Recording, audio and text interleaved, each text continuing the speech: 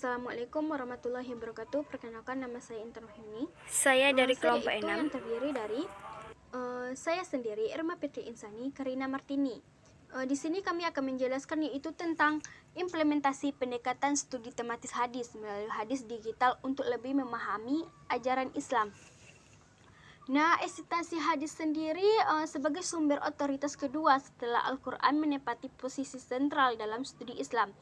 Antara Al-Quran dan hadis Nabi dalam beberapa literatur dinilai berasal dari sumber yang sama.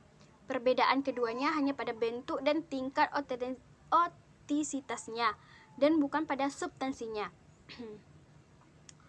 Al-Quran sendiri dinyatakan sebagai wahyu matlu, sementara hadis Nabi dinyatakan sebagai wahyu ghairil matlu.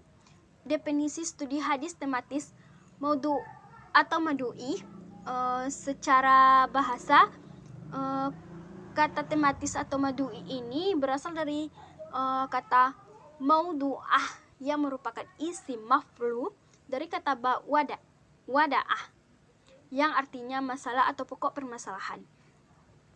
Sedangkan secara etimologis, kata maudhu'i yang terdiri dari huruf wa, do, yang berarti meletakkan sesuatu atau merendahkannya. Sehingga kata maudhu'i merupakan lawan kata dari al-raf'u, yaitu mengangkat. Mustafa Muslim sendiri berkata bahwa yang dimaksud maudhu'i ini adalah meletakkan sesuatu pada suatu tempat. Yang dimaksud beliau yaitu metode maudhu'i ini adalah mengumpulkan ayat-ayat yang bertebaran dalam Al-Quran atau hadis-hadis yang bertebaran dalam kitab-kitab hadis yang terkait dengan topik tertentu atau tujuan tertentu, yang kemudian disusun sesuai dengan sebab-sebab munculnya dan pemahamannya, serta dengan penjelasan, pengkajian, dan penafsiran dalam masalah tersebut. Saya Karina Martini akan melanjutkan pembahasan yang telah dijelaskan oleh Intan Wahyuni sebelumnya.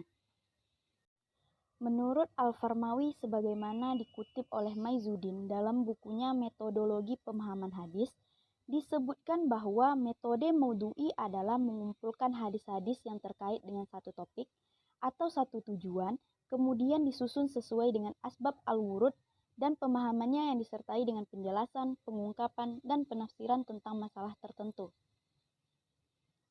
Dalam kaitannya dengan pemahaman hadis, pendekatan tematik atau maudhu'i adalah memahami makna dan menangkap maksud yang terkandung di dalam hadis dengan cara mempelajari hadis-hadis lain yang terkait dalam tema pembicaraan yang sama dan memperhatikan korelasi masing-masingnya sehingga didapatkan pemahaman yang utuh.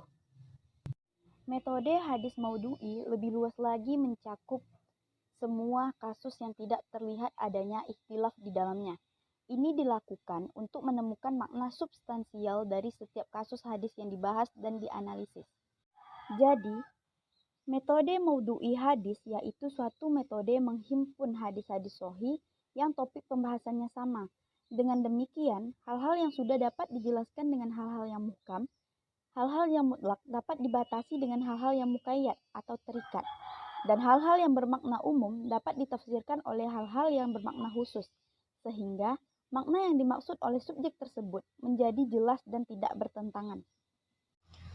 Baiklah, saya Irma Fitri Insani akan melanjutkan pembahasan mengenai implementasi studi tematik hadis melalui hadis digital. Hadis yang dikenal sebagai sumber ajaran Islam banyak ditemukan dalam kitab-kitab hasil kodifikasi ulama pada abad ke-3 Hijriah. Kitab-kitab tersebut terus berkembang sesuai dengan perkembangan zaman dan kecenderungan di dalamnya. Menurut klasifikasi sejarah perkembangan hadis, masa pengembangan hadis mencapai klimaksnya pada abad ke-7 Hijriah, yakni ditandai dengan munculnya kitab-kitab hadis hasil kreasi ulama dengan memadukan ulama abad-abad sebelumnya. kajian studi dari masa ke masa terus mengalami perbedaan perkembangan. Terlebih lagi pada era digital seperti sekarang ini, studi hadis pun dikembangkan untuk disesuaikan dengan kebutuhan masyarakat. Nah, dengan adanya hadis digital dalam perkembangan di era informasi teknologi, muncul kitab-kitab dalam versi PDF, Word, atau digital yang dapat memudahkan seseorang untuk mengakses. Selain pola tersebut, memungkinkan adanya software tertentu yang dapat dijadikan rujukan dalam menilai suatu hadis dari sisi kehujahannya.